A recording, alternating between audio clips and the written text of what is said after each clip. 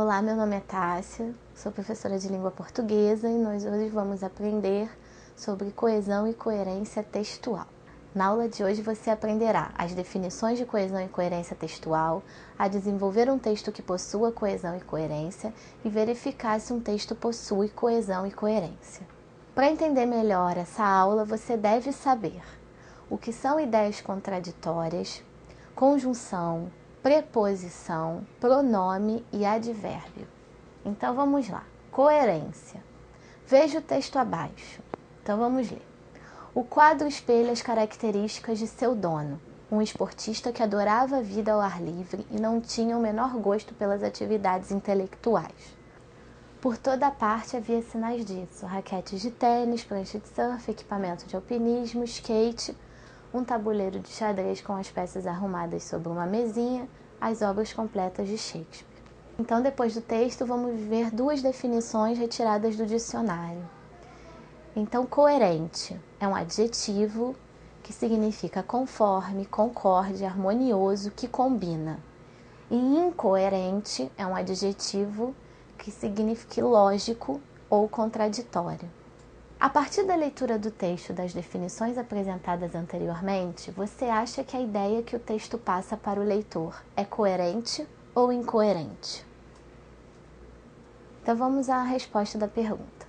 O texto que você acabou de ler é incoerente, pois apresenta uma ideia contraditória. Se o dono do quarto não gostava das atividades intelectuais, como ele possuía um tabuleiro de xadrez e as obras de Shakespeare? Então aí eu tenho uma ideia incoerente, né? É uma ideia que não tem nenhum sentido, não estabelece, né, uma unidade de sentido com a ideia dita anteriormente. Então, se ele não gostava das atividades intelectuais, como ele possuía as obras de Shakespeare e um tabuleiro de xadrez? Então aí não é coerente, são ideias contraditórias, são ideias opostas, né? Elas não se combinam. Esse texto acaba perdendo o sentido. Então, continuando. Um texto, para ser facilmente compreendido, deve possuir uma unidade de sentido. Quando essa unidade é alcançada, temos a coerência. Um texto, para ser coerente, deve ter todas as suas ideias e partes conectadas e em harmonia. Caso o texto possua alguma ideia, argumento ou sentido contraditório ou desarmônico, ele será incoerente. Então, se alguma parte do meu texto não estiver conectada com a anterior ou a que virá posteriormente, eu não tenho a coerência, né? Esse texto vai acabar tendo uma ideia quebrada. Ele não vai fazer sentido. Eu não posso começar a falar de um tema, de um assunto, e não continuar falando sobre outros assuntos que tenham a ver com aquele. Senão eu perco a minha coerência, o meu sentido. Eu não posso começar falando sobre uma coisa e depois passar a falar de outra que não tem nada a ver com aquele tema. Senão eu perco a unidade de sentido do meu texto. Leia um trecho do texto abaixo. Eu ensinei a todos eles. Lecionei no antigo ginásio durante 10 anos. No decorrer desse tempo, dei tarefas a, entre outros, um assassino, um evangelista, um pugilista, um ladrão e um imbecil. O assassino era um menino tranquilo que se sentava no banco da frente e me olhava com seus belos olhos azuis claros. O evangelista era o menino mais popular da escola. Liderava as brincadeiras dos jovens, ouvia todos, brincava e sempre estava pronto para ajudar. O pugilista ficava perto da janela e de vez em quando soltava uma risada rouca que espantava até os gerânios. O ladrão era um jovem bastante alegre, com uma canção nos lábios que nunca mudava, e o imbecil um animalzinho de olhos mansos que procurava se esconder sempre à sombra de alguém. Hoje o assassino espera a morte na penitenciária do estado, o evangelista há 1 ano já é sepultado no cemitério da aldeia. O pugilista perdeu um olho em uma briga em Hong Kong. O ladrão, se ficar na ponta dos pés, pode ver a minha casa da janela da cadeia municipal. E o pequeno imbecil, de olhos mansos de outrora, bate a cabeça contra a parede acolchoada do asilo estadual. Então, agora que nós acabamos de ler o texto, vamos ver se ele é um texto coerente ou incoerente. O que é que você acha? Vamos ver então. O texto que você acabou de ler é um exemplo de texto coerente. ele possui uma unidade de sentido. Em nenhum momento a ideia fica desconexa e o sentido contraditório. Nesse texto, todas as partes foram ligadas corretamente, não encontramos falha na continuidade delas. Isso faz com que o texto possua uma unidade e seja coerente.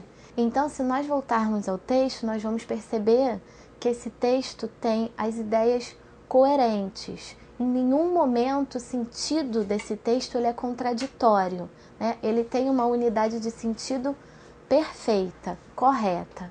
Então vamos ver, lá no primeiro parágrafo, ela começa dando uma introdução sobre o tempo que ela lecionava e para quem que ela lecionou.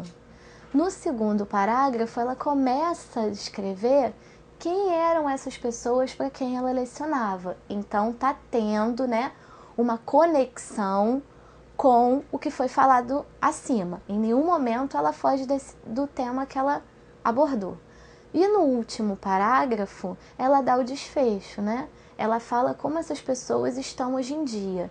Então, em nenhum momento, ela deixa de ter as ideias em harmonia. Todas as ideias dela têm uma unidade perfeita. Não há nada fora de lugar, nada fugindo do tema. Então, esse texto é coerente. Então, nós temos aí no nosso esquema o texto. Dentro do texto, tenho que ter a coerência, e a coerência é uma unidade de sentido. Coesão. Então, nós já vimos que o nosso texto tem que ter a coerência, mas ele também não pode deixar de ter a coesão. Até porque, se um texto deixar de ter a coesão, não terá a coerência. Mas vamos ver isso agora. Você viu anteriormente que um texto, para ter sentido, precisa ter coerência. Mas para que um texto seja coerente, ele depende da coesão. E você, sabe o que é coesão? Para entender o que é coesão, leia o texto a seguir. Então vamos lá. É sabido que o sistema do Império Romano dependia da escravidão, sobretudo para a produção agrícola. É sabido ainda que a produção escrava era recrutada principalmente entre os prisioneiros de guerra. Em vista disso, a pacificação das fronteiras fez diminuir consideravelmente a população escrava. Como o sistema não podia prescindir da mão de obra escrava, foi necessário encontrar outra forma de manter inalterada essa população. Então vamos lá, agora vamos ver o que é coesão e se esse texto possui coesão. O texto lido possui uma perfeita ligação interna entre as frases, os parágrafos e as palavras. A essa conexão correta entre os enunciados dá-se o nome de coesão. Então, se na coerência, um texto, para ser coerente, ele tinha que ter um único sentido, ele não poderia fugir desse sentido, ele não poderia fugir da ideia central dele, ele tinha que ter as ideias em harmonia, o tema do meu texto tinha que ter a ver com os meus argumentos e vice-versa. Agora eu tenho a coesão, que é a conexão entre as frases, os parágrafos e as palavras. E essa conexão, essa ligação tem que ser muito bem feita, né? Então vamos continuar.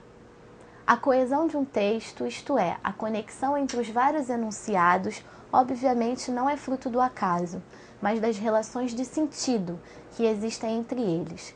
Essas relações de sentido são manifestadas sobretudo por certa categoria de palavras, as quais são chamadas conectivos ou elementos de coesão. Sua função no texto é exatamente a de pôr em evidência as várias relações de sentido que existem entre os enunciados.